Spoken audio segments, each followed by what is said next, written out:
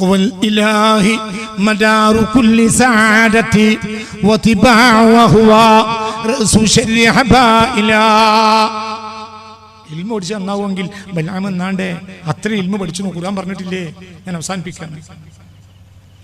اتل عليهم نبأ الذي آتيناه آياتنا فانسلخ منها فأتبعه الشيطان فكان من الغاوين ولو شئنا لرفعناه بها ولكنه أخلد إلى الأرض واتبع هواه فمثله كمثل الكلب.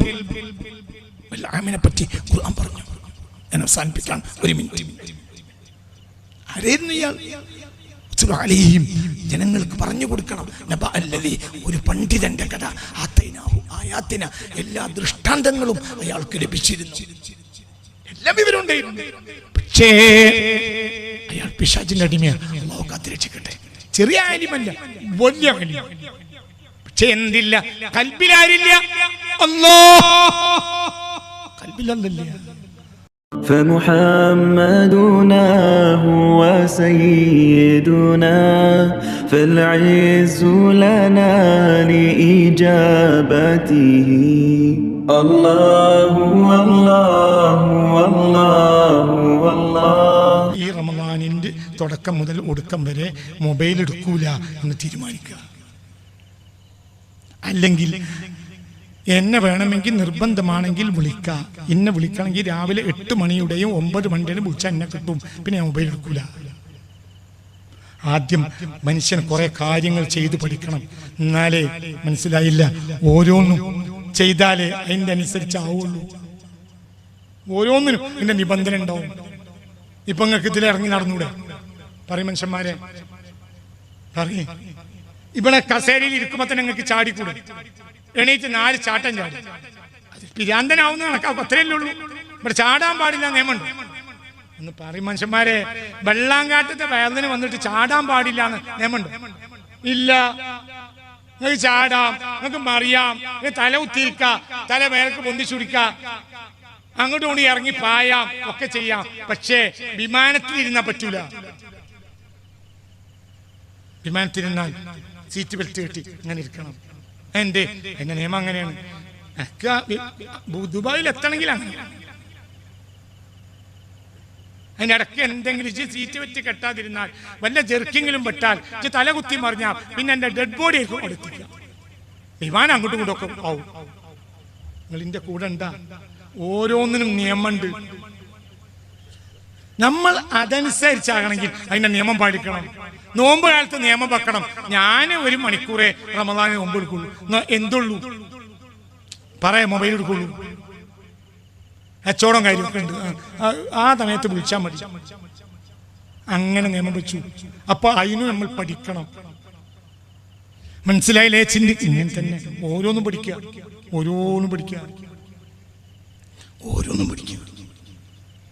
അല്ലാഹു നമുക്ക് തൗഫീഖ് തരട്ടെ. വർത്താനം പറയാ, കുറക്കുക. മൻ കസുറ കലാമുഹു കസുറ ദുനൂബുഹു. ഒരാളുടെ സംസാരം അധികരിച്ചാൽ അയാളുടെ ദോഷം അധികരിക്കും. പരമാവധി കാന ഖലീലൽ കലാം. ലോകത്തെ എല്ലാ മനുഷ്യരെയും നന്നാക്കാൻ വന്ന മനുഷ്യൻ വളരെ കുറഞ്ഞേ സംസാരിച്ചിട്ടുള്ളൂ. കാന ഖലീലൽ കലാം. വളരെ കുറഞ്ഞ് സംസാരിച്ച ആളാണ് മുഹമ്മദ് മുസ്തഫ. കാന ദായിമൽ ഫിക്രി. ചിന്തിച്ചുകൊണ്ടിരിക്കും, ഒന്നും മിണ്ടൂല. കാന ദായിമ സംതി. ദീർഘമൗനിയ മുഹമ്മദ് മുസ്തഫ. മുത്ത് മുഹമ്മദ് മുസ്തഫ. ആരാണ് മുത്ത് റസൂലുള്ളാഹ്?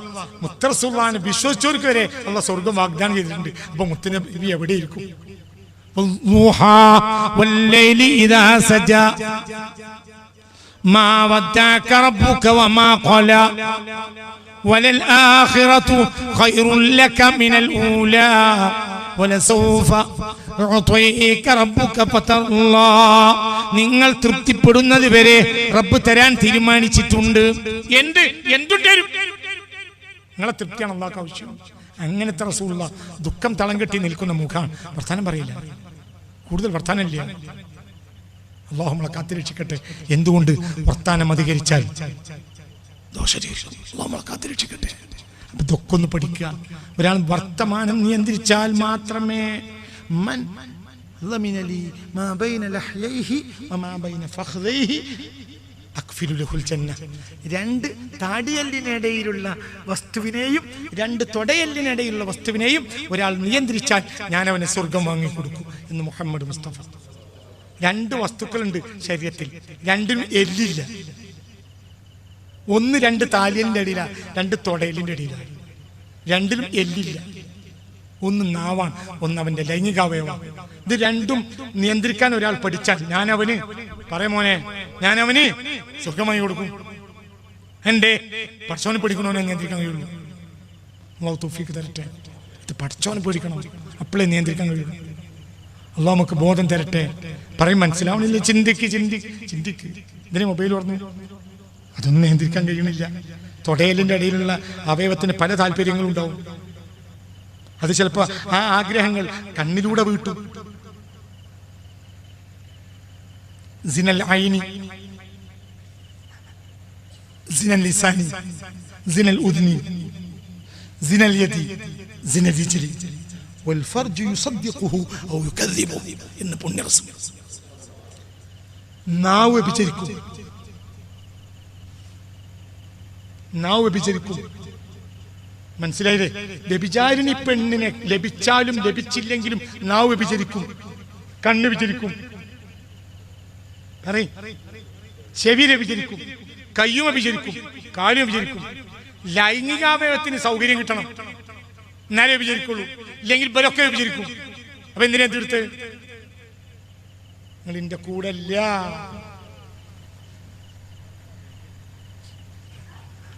മനസ്സിലാണ്ട് പറഞ്ഞേ, തമാശയാക്കി എടുത്തിട്ടാ. വളരെ തല കൊടുത്ത് ചിന്തിക്കണം. നമ്മളൊക്കെ നല്ല ആളുകളാണ്. ഞാൻ ഇത് തലക്ക് കേറണം, വളരെ ചിന്തിക്കണം. തമാശയല്ല, പറയുന്നത് ഗൗരവം മനസ്സിലാക്കണം. സിന, അവിടെ ബുഖാരിയുടെ ഹദീസ് എങ്ങനെ മുത്തുനബി പറയാം, ഇന്നല്ലാഹ കതബ അലാ ബനി ആദമ ഹവ്വഹു മിനസ്സിന ഫസിനൽ ഐൻ وزنا اللسان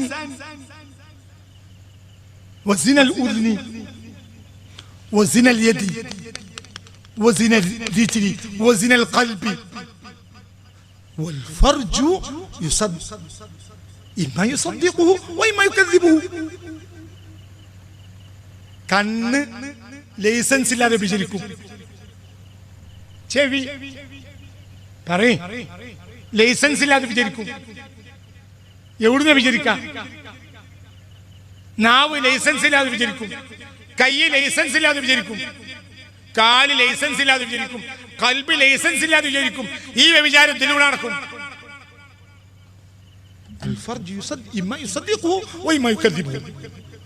ലൈംഗികാവയവത്തിന് തരപ്പെട്ട് കിട്ടും, എന്നാലേ വിചരിക്കുള്ളൂ. പക്ഷെ അപ്പോഴത്തിന് മറ്റൊരു വിചാരം കൊല്ലങ്ങളായി നടക്കണ്ടോ? നമ്മളെ കാക്കട്ടെ. ഇന്നതിനപ്പുറം എനിക്ക് പറയാൻ കഴിയൂല. അതായത് നാട്ടുകാര് വ്യഭിചാരം എന്ന് പറയുന്ന വ്യഭിചാരം നടന്നിട്ടില്ലെങ്കിലും നിന്റെ ശരീരത്തിലെ ഓരോ അവയവവും വ്യഭിചരിക്കും. ഇജ്ജ് അപ്പോൾ ആരാവൂല? ഞാൻ പറയാം, ആരാവൂല? മുത്തക്കെ ആവൂല. പഠിച്ചോനെ പേടിക്കണോ? ചെയ്യൂലല്ലോ. അപ്പോൾ മനുഷ്യൻ സാധാരണക്കാരൻ വ്യഭിചാരി എന്ന് നിന്നെ പേര് കുത്തുന്നതിന് മുമ്പ് തന്നെ ഇജ് ആരാണ്? വ്യഭിചാരിയാണ്. ഇജ് മുത്തക്കയല്ല. ഇജ് നോൻപോറ്റ് വ്യഭിചരിക്കും.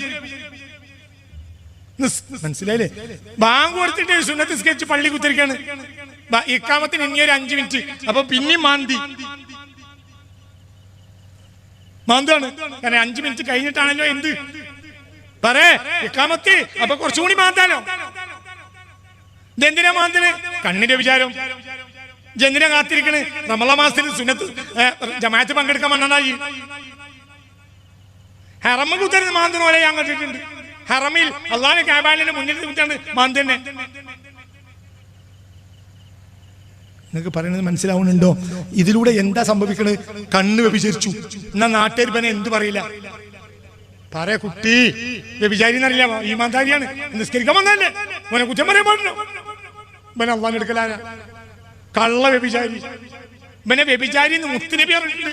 ഇവനിൽ എന്ത് നടന്നിട്ടുണ്ട്? പറയാ മോനെ, സിനൽ ഐൻ, കണ്ണിന്റെ വിചാരം. സിനൽ ലിസാൻ, സിനൽ ഉദുൻ, സിനൽ യദ്, സിനൽ റിജ്ൽ, സിനൽ ഖൽബ്. അതിലൂടെ കൈതക്കാമൻ കരഞ്ഞു തീർക്കും.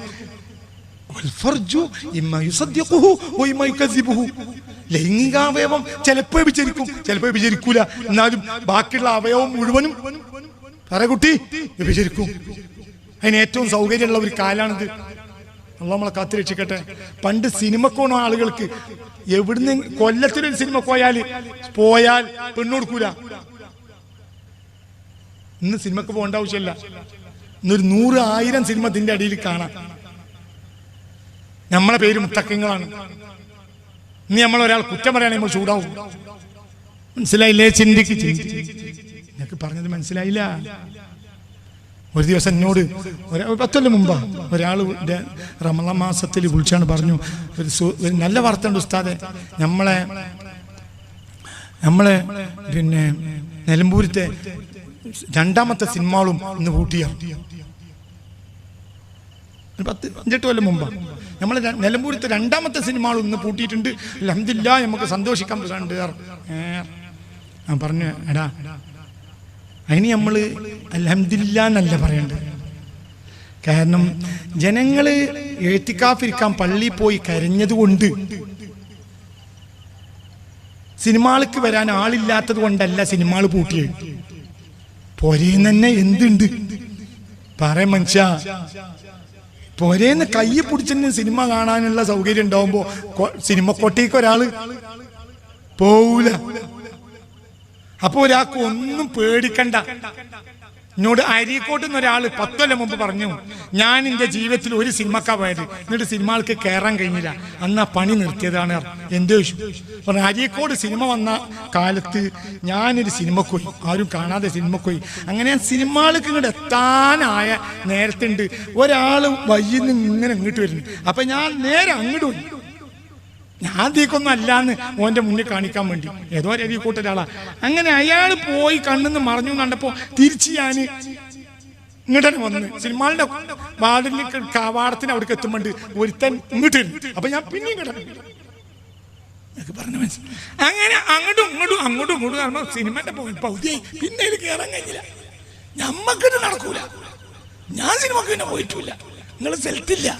നിങ്ങൾക്ക് എവിടെ പോയാലും പ്രശ്നമല്ല. നിങ്ങൾക്ക് ഞാൻ പറഞ്ഞത് മനസ്സിലായോ?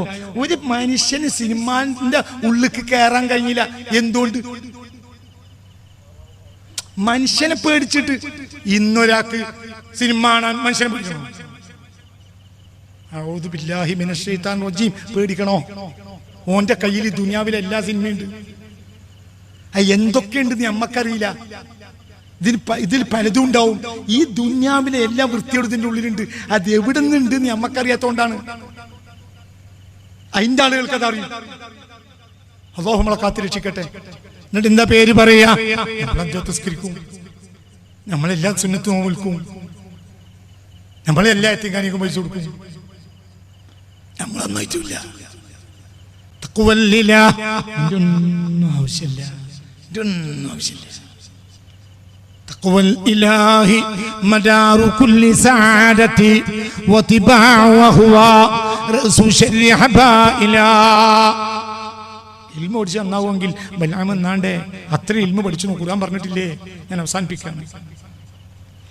واتل عليهم نبأ الذي آتيناه آياتنا فانسلخ منها فأتبعه الشيطان فكان من الغاوين ولو شئنا لرفعناه بها ولكنه أخلد إلى الأرض واتبع هواه فمثله كمثل الكلب. ബൽആമിനെ പറ്റി ഖുർആൻ പറഞ്ഞു. ഞാൻ അവസാനിപ്പിക്കാം. ഒരു മിനിറ്റ്. ആരായിരുന്നു ഇയാൾ? ജനങ്ങൾക്ക് പറഞ്ഞു കൊടുക്കണം. ഒരു പണ്ഡിതന്റെ കഥ. ആയാത്തിന എല്ലാ ദൃഷ്ടാന്തങ്ങളും അയാൾക്ക് ലഭിച്ചിരുന്നു. എല്ലാ വിവരം ഉണ്ടായിരുന്നു. പക്ഷേ അയാൾ പിശാചിന്റെ അടിമയാണ്. അല്ലാഹു കാത്തിരക്ഷിക്കട്ടെ. ചെറിയ ആലിമല്ല, വലിയ ആലിം. പക്ഷെ എന്തില്ല? കൽബിലാരില്ല. കൽബിലല്ല. അല്ലാഹു നമ്മളെ കാത്തിരക്ഷിക്കട്ടെ. കൽബിലല്ല, കൽബിൽ അല്ലാഹു ഇല്ല. രണ്ട് കാര്യം. ഒന്ന് തഖ്വയും, രണ്ട് മുറാഖബയും. എന്താ തഖ്വ? തഖ്വ എന്നാൽ രണ്ട് കാര്യം. അല്ലാഹു നിർബന്ധമാക്കിയതെല്ലാം ചെയ്യുക, അല്ലാഹു ഹറാമാക്കിയ ഒന്നും ചെയ്യുക. കണ്ണിനെ പിടിക്കുക, കണ്ണിനെ പിടിക്കുക.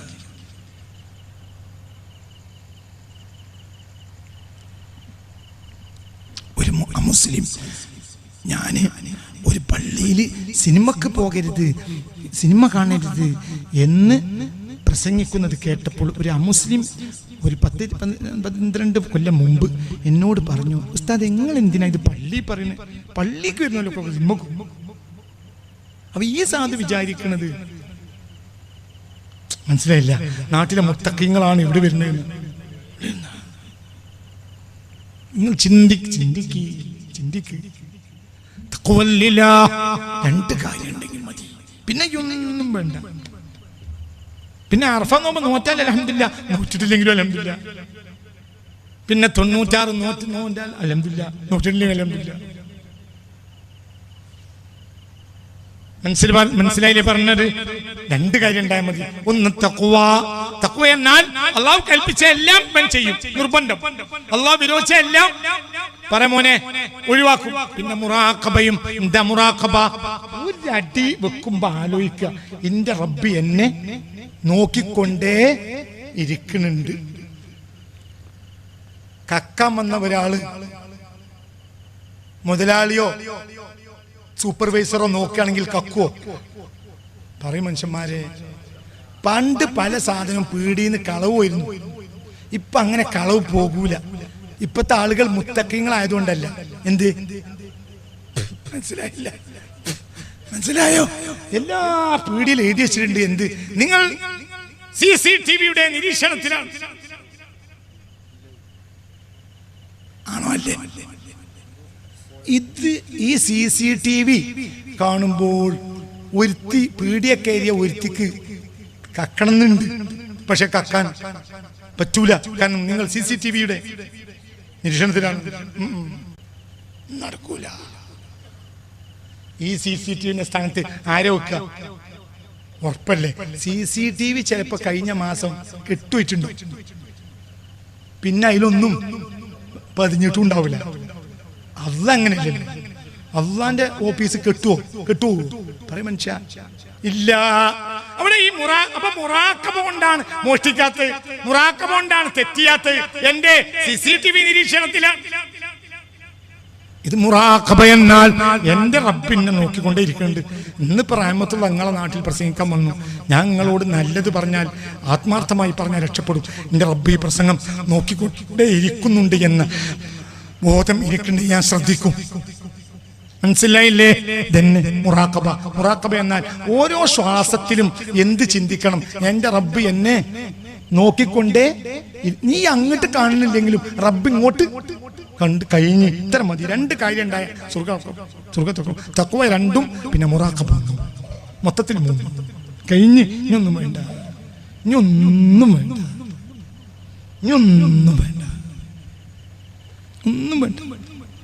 تقوى الإله مدار كل سعادة وطباع وهو رأس شر حبائلا.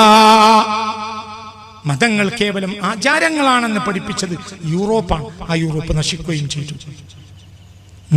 100% മതവിശ്വാസികളുണ്ടായ യൂറോപ്യൻ രാജ്യങ്ങളിൽ ഇന്ന് 100% നിരീശ്വരവാദിയ. എന്തുകൊണ്ട്? മതങ്ങളുടെ ആത്മാവ് നഷ്ടപ്പെട്ടു പോയി. ഇതൊക്കെ വലിയ പാഠങ്ങളാണ്. അതൊന്നും ഇന്ന് പറഞ്ഞാൽ തീരൂല. ഞാൻ വെറുതെ പറയല്ല, പഠിച്ചു പറയുക. ഒരു കാലത്ത് 100% മതവിശ്വാസികൾ ഉണ്ടായിരുന്ന യൂറോപ്യൻ രാജ്യങ്ങളിൽ ഇന്ന് 100% നിരീശ്വരവാദികളാണ്. എന്തുകൊണ്ട്? മതത്തിന്റെ ആചാരങ്ങൾ വന്നു, മതത്തിന്റെ ആത്മാവ് നഷ്ടപ്പെട്ടു പോയി. ദൈവത്തെ പേടി ഇല്ല. അപ്പോൾ പിന്നെ അവിടെ നിരീശ്വരവാദം പൊങ്ങി വന്നു. അതിലേക്ക് ഇനി മലബാർ അടുത്തടുത്തുകൊണ്ടിരിക്കുക. മലബാർ ഈ നിലക്ക് പോയാൽ 10 കൊല്ലം കൊണ്ട് തകരും. അല്ലാഹു കാത്തുരക്ഷിക്കട്ടെ, യാതൊരു സംശയം വേണ്ട. മലബാർ തകർന്നാൽ ലോക ഇസ്ലാമിയത്ത് തകരും. എന്തുകൊണ്ട്? മലബാർ ലോക ഇസ്ലാമിയത്തിന്റെ മുഖക്കണ്ണാടി. റസൂൽ സല്ലല്ലാഹു അലൈഹി വസല്ലം ജീവിച്ചിരുന്ന കാലത്ത് പള്ളി കയറ്റിയ നാടാണ് മലബാർ. മക്കത്തെ പള്ളി, കൊപ്പിച്ച പള്ളി, മലനാട്ടിൽ ഒരു പള്ളി, മടായി പള്ളി. ബുനിയ സനത്ത 50 ഹിജ്റ 5 അപ്പോൾ മുത്തുനബിക്ക് 58 വയസ്സാണ്. കേരളത്തിൽ പള്ളി ഉണ്ടാക്കിയപ്പോൾ മുത്തുനബിക്ക് 58 വയസ്സാണ്. ഷാഫി ഇമാം വഫാത്തായി കിടക്കുന്നത് മിസ്രിലെ ആദ്യത്തെ പള്ളി ഹിജ്റ 22 നഫീസത്തുൽ മിസ്രിയ വഫാത്തായി കിടക്കുന്നത് മിസ്രില. അവിടുത്തെ ആദ്യത്തെ പള്ളി ഹിജ്റ 22 മുത്തുനബി ഹിജ്റ 11 വഫാത്തായി. പിന്നെ 11 കൊല്ലം കഴിഞ്ഞിട്ടാണ്, മനസ്സിലായില്ല, ആഫ്രിക്ക ഭൂഖണ്ഡത്തിലെ ആദ്യത്തെ പള്ളി, ആ പള്ളി ഹിജ്റ 22 മനസ്സിലായില്ല. കേരളത്തിലെ പള്ളി ആദ്യത്തെ പള്ളി ഹിജ്റ 5 ഹിജ്റ 11 മുസ്തഫ നബി വഫാത്താവുന്നത്. റബീഉൽ അവ്വൽ പറഞ്ഞു, മനസ്സിലായില്ലേ? ചിന്തിക്ക്. അപ്പോൾ മുസ്തഫ റസൂലുള്ളാഹി സ്വല്ലല്ലാഹു അലൈഹി വസല്ലമ തങ്ങൾ ഇവിടെ പള്ളി കയറ്റി പിന്നെയും 5 ചില്ലാനം കൊല്ലം ജീവിച്ചിട്ടുണ്ട്. അതാണ് കേരളം. ചിന്തിക്ക്. അതാണ് കേരളം. അതാണ് കേരളം. അല്ലാഹു നമുക്ക് ബോധം തരട്ടെ. അതാ നാടാണ്. ആ നാട് നശിക്കരുത്. ആ നാട് നശിക്കുക. എന്തുകൊണ്ട് നശിക്കുക? പെണ്ണിന് ലൈസൻസ് ഇല്ല. പെണ്ണിന് എന്ത് ചെയ്യാം? കാരണം എന്താ? ഒന്നും നിയന്ത്രിക്കാൻ ഇനി കഴിയില്ല. ഒന്നും നിയന്ത്രിക്കാൻ കഴിയില്ല. ഇനി സ്വയം നിയന്ത്രിക്കണം. ഇനി ഉപകരിക്കുകയില്ല. ഇനി ഉപകരിക്കുകയില്ല. ഇനി പാട്ടപ്പിരിവ് മാത്രമായി മാറും. ഇനി ഉപകരിക്കുകയില്ല. ഇനി ഉപകരിക്കുകയില്ല. ഇനി ഉപകരിക്കുകയില്ല. إذا رأيت شحا مطاعا وهوى متبعا وإعجاب المرء بنفسه عليك بنفسك. പുണ്യ റസൂൽ ഉറക്കപ്പറ. പുണ്യ റസൂൽ.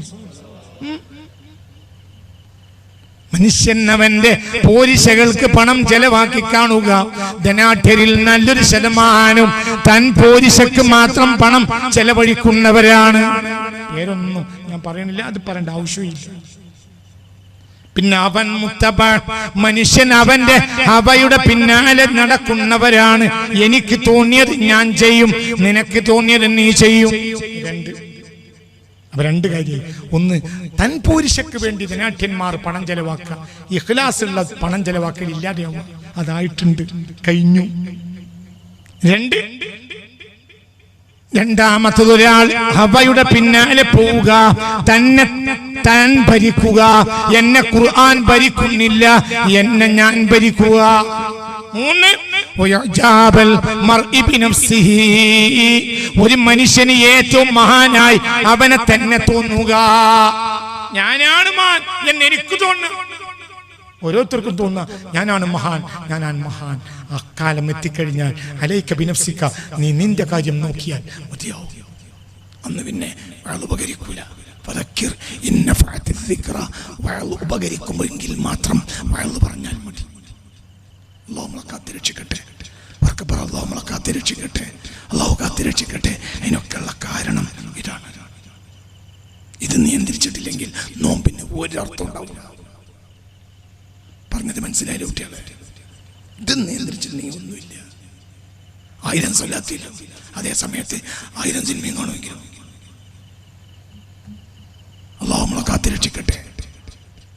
1000 സ്വലാത്തിൽ നിർബന്ധമില്ല, അതേ സമയത്ത് ഇതിലെ ഹറാം ഒഴിവാക്കൽ നിർബന്ധമാണ്. മുത്തഖിയാണെങ്കിൽ സ്വലാത്തില്ല വേണ്ട, ചെല്ലല്ല വേണ്ട. അല്ലാഹു ഹറാമാക്കിയത് കാണാൻ പറഞ്ഞ് മനസ്സിലായില്ല. അതിൻ്റെ അർത്ഥം സ്വലാത്ത് നിർത്തണമെന്നല്ല. ഞാൻ അവസാനിപ്പിക്കാം. അപ്പൊ ചിന്തിച്ച് പടച്ചോനെ പേടിച്ച് യഥാർത്ഥ മുഅ്മിനായി ജീവിക്കാൻ എൻ്റെ നഫ്സിനോടും നിങ്ങൾ ഓരോരുത്തരോടും ഞാൻ ആത്മാർത്ഥമായി ഓർമ്മപ്പെടുത്തുകയാണ്. കാലമെല്ലാം വളരെ അധപ്പതിച്ചുകൊണ്ടേ പോവാണ്. ഇനി എവിടെ എത്തുമെന്ന് പറയാൻ കഴിയില്ല. വളരെ വലിയ ആപത്താണ്, വളരെ വലിയ ആപത്താണ്, വളരെ വളരെ വലിയ ആപത്താണ്, വളരെ വലിയ ആപത്താണ്, വലിയ ആപത്താണ്, ചെറിയ ആപത്തല്ല. ഇതിൽ നിന്നും അടുത്ത് രക്ഷപ്പെടുമെന്നും ഒരാൾ വിചാരിക്കണ്ട. മഹ്ദി ഇമാമ വന്നാൽ രക്ഷപ്പെടൂലേ? മഹ്ദി ഇമാമ അടുത്തൊന്നും വരാൻ സാധ്യതയില്ല. പെട്ടെന്നൊന്നും മഹ്ദി ഇമാമ വരും എന്നാലും വിചാരിക്കണ്ട. നമ്മൾ ചെയ്തു കൂട്ടിയ ദോഷങ്ങൾ നമ്മൾ തന്നെ അനുഭവിക്കേണ്ടി വരും. അല്ലാഹു നമ്മളെ കാത്തിരക്ഷിക്കട്ടെ. പേടിച്ചോളി, വളരെ വലിയ ആപത്താണ് വരാൻ പോണത്. വലിയ ദുരിതങ്ങൾ മുസ്ലിമീങ്ങളെ ബാധിക്കാൻ സാധ്യതയുണ്ട്. തഖ്വയുണ്ടെങ്കിൽ മാത്രമേ ദുആക്ക് ഇജാബത്ത് ഉണ്ടാവൂ. ഇനി ഒരു രക്ഷയുള്ളൂ, അള്ളാഹനെ പേടിക്കണം. ഞാൻ അവസാനിപ്പിക്കുകയാണ്. ഇനിയുള്ള കാലം ഭയപ്പെടണം. മുസ്ലിമീങ്ങൾക്ക് വലിയ പരീക്ഷണങ്ങൾ വരാൻ സാധ്യതയുണ്ട് എന്നാണ് എൻ്റെ മനസ്സിലാക്കൽ. അതുകൊണ്ട് അള്ളാഹനെ ഭയപ്പെടുന്ന ആളുകൾ ദുആ ചെയ്യണം. ഓരോരുത്തരും അള്ളാഹനെ ഭയപ്പെടണം. അള്ളാഹു നമ്മളെ കാത്തിരക്ഷിക്കട്ടെ. മനസ്സറിഞ്ഞ ആമീൻ പറയും. അള്ളാഹു നമ്മളെ കാത്തിരക്ഷിക്കട്ടെ.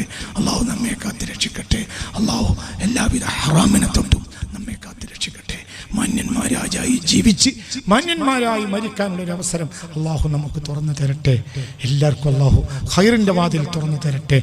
എല്ലാവരും കാൽക്കലേക്ക് നോക്കി ജീവിക്കണം എന്ന് ഞാൻ എൻ്റെ നഫ്സിനോടൊക്കെ ഓർമ്മപ്പെടുത്തുക. വളരെ വലിയ ആപത്താണ് ഇനി വരാൻ പോകുന്നത്. കാലമൊക്കെ വലിയ അങ്ങെത്തിയിട്ടുണ്ട്. എല്ലാവരും ചിന്തിക്കണം. തമാശയല്ല ഈ പറയുന്നതൊക്കെ. അതുകൊണ്ട് ഓരോരുത്തരും സമയങ്ങളൊക്കെ വെറുതെ നഷ്ടപ്പെടുത്താതെ അള്ളാഹുവിനെ പേടിച്ചും നല്ല കാര്യം ചെയ്തു. ഒന്നുമില്ലെങ്കിൽ പുരയിൽ അവനാൻ്റെ കാര്യം മാത്രം നോക്കി ജീവിച്ചു. അങ്ങനെയൊക്കെ ഇനി ഒതുങ്ങിക്കൂടേണ്ട കാലമാണ് ഇനി വരാൻ പോകുന്നത്. ഇനി പുറത്തിറങ്ങിയാൽ മനുഷ്യൻ ആപത്ത് വരും. അങ്ങനത്തെ ഒരു കാലം വരാൻ പോവുകയാണ്. അള്ളാഹു തആല കാത്തിരക്ഷിക്കട്ടെ. മൻ കാനത് ലഹു അർളുൻ ഫൽയൽഹഖ് ബി അർളിഹി. ആരുടെയെങ്കിലും കയ്യിൽ ഭൂമിയുണ്ടെങ്കിൽ അവൻ സ്വന്തം ഭൂമിയിൽ കൃഷി ചെയ്ത് ജീവിച്ചോട്ടെ എന്ന് മുത്ത് മുഹമ്മദ് മുസ്തഫ സല്ലല്ലാഹു അലൈഹി വസല്ലം പറഞ്ഞ കാലം ഇതാ വന്നു കഴിഞ്ഞു. അതുകൊണ്ട് കാര്യങ്ങളൊക്കെ ശ്രദ്ധിച്ച് ഹറാമിയത്തിൽ നിന്നൊക്കെ മാറി നിന്ന് സ്വന്തം നഫ്സിനെ സൂക്ഷിച്ച് തന്തം കണ്ണും കയ്യും കാലും ഒക്കെ സൂക്ഷിച്ച് നല്ലവരായി ജീവിക്കുക.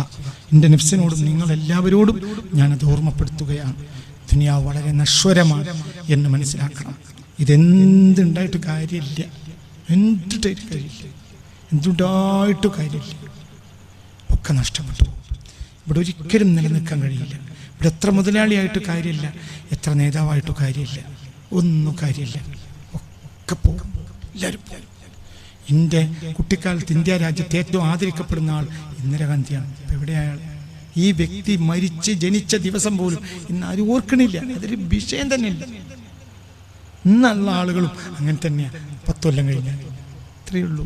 വലിയ ആളായിട്ടൊന്നും കാര്യമില്ല. സദ്ദാം ഹുസൈൻ്റെ കൈ ജനങ്ങൾ മുത്തുന്നതിന് വേണ്ടി വരി കാത്തു നിൽക്കുന്നത് ഞാൻ കണ്ടതാണ്. അതേ സദ്ദാമിനെ കൊന്നതും അതേ ജനത. ഒരു ജനത ഒന്നടക്കം കാത്തിക്ക, കൈ പിടിച്ചു മുത്താൻ. തങ്ങളെ കൈയല്ല, ആരുടെ? സദ്ദാം ഹുസൈൻ്റെ.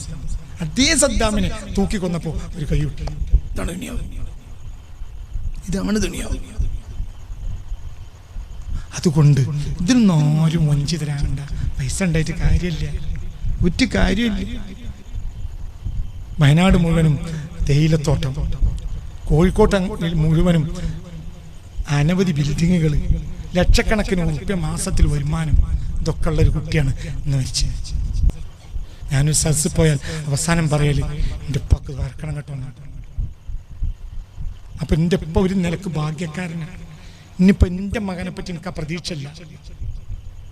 ഒന്ന്, നമ്മൾ പറയുന്ന സദസ്സിൽ അവർ പൊയ്ക്കൊള്ളണമെന്നില്ല. 2, നമ്മൾക്കുള്ള വേദന അവർക്ക് ഉണ്ടായിക്കൊള്ളുന്നില്ല. എന്തുകൊണ്ട്? പട്ടിണി കടന്ന് ബാപ്പ പോറ്റുന്നത് ഞാൻ കണ്ടതാണ്. ഞാൻ പട്ടിണി കടന്ന് പോറ്റുന്നത് അവർ കണ്ടിട്ടില്ല. പറഞ്ഞത് മനസ്സിലായില്ല? എൻ്റെ ബാപ്പാനെ ഓർക്കുമ്പോഴത്തേന് കരിയും. എന്തുകൊണ്ട് കരിയും? ഞാൻ ഒരു ഘട്ടത്തിൽ പട്ടിണി കടന്നും എന്നെ ബാപ്പ പോറ്റുന്നത് ഞാൻ കണ്ടിട്ടുണ്ട്. അങ്ങനെ അപ്പം ആ ബാപ്പാനെ നമുക്കൊരു വല്ലാത്തൊരു ബഹുമാന. ബാപ്പ എന്ന് പറഞ്ഞാൽ കരിഞ്ഞു. സ്വന്തം ചോറ് തിന്നാതെ കഞ്ഞിന്ന് വറ്റെടുത്തിട്ട് എനിക്ക് തന്നിട്ട് എൻ്റെ അമ്മനെ പോറ്റുന്നത് ഞാൻ കണ്ടതാണ്. അങ്ങനത്തെ ഒരു അനുഭവം എൻ്റെ കുട്ടിയൊക്കെ എന്നെ പറ്റിയോ എൻ്റെ ഭാര്യയെ പറ്റിയോ പറ ഇല്ല. അപ്പൊ അവർക്ക് അങ്ങനെ മനസ്സ് പൊട്ടല്. വാപ്പാക്ക് അത്യാവശ്യമൊക്കെ കിട്ടിയിരുന്നു, നമുക്ക് തിന്നാൻ തന്നു. അതിലിപ്പോ എന്താ? അല്ലെ? ആണോ? അല്ലേ? പറയും മനുഷ്യന്മാരെ, നിങ്ങളൊക്കെ വള്ളം കാട്ടിയാരല്ലേ? ഒന്നും വാഷിങ്ടണിലല്ലല്ലോ അല്ലേ? എന്തേ അങ്ങനെ തന്നെയല്ലേ? എന്തേ ഇവിടെയൊക്കെ പണ്ട് പട്ടിണി കിടന്നല്ലേ വളർത്തിന്ന്? പറയും മനുഷ്യന്മാരെ അല്ലേ? അപ്പൊ അന്നത്തെ കാലത്ത് ഇപ്പൊ നിങ്ങളെ വാപ്പാനും ഉമ്മാനും കണ്ട ആലോചിച്ചാൽ തന്നെ പേടിയാണ്. കുറച്ചോനെ പട്ടിണി കിടന്ന് പോറ്റിയതാണ്. അതേ സമയത്ത് നിങ്ങളെ കുട്ടികളോ?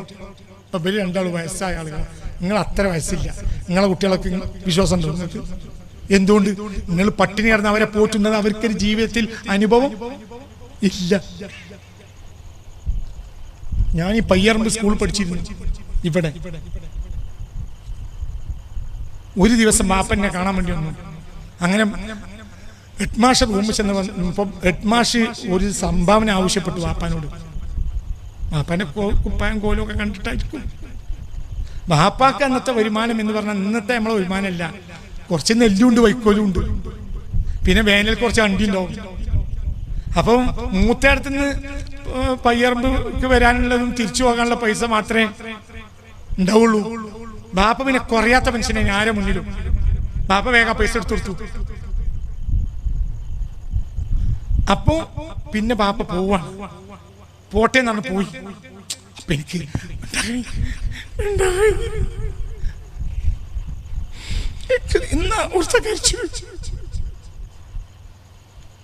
പിന്നെ ഞാൻ ഒരു മാസം കഴിഞ്ഞ് മൂത്തെടുത്ത് പോയി.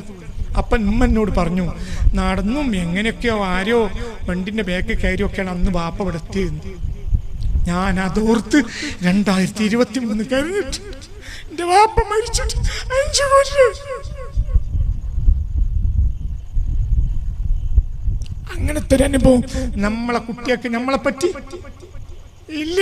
ഒരു സദസ്സ് അവസാനിക്കുമ്പോ ഞാൻ പറയാനുള്ളത് എന്റെ ഉപ്പാക്ക് വേണ്ടി ഓർക്കണം. എന്തുകൊണ്ട് പട്ടിണി കിടന്ന് പോച്ചരുത്.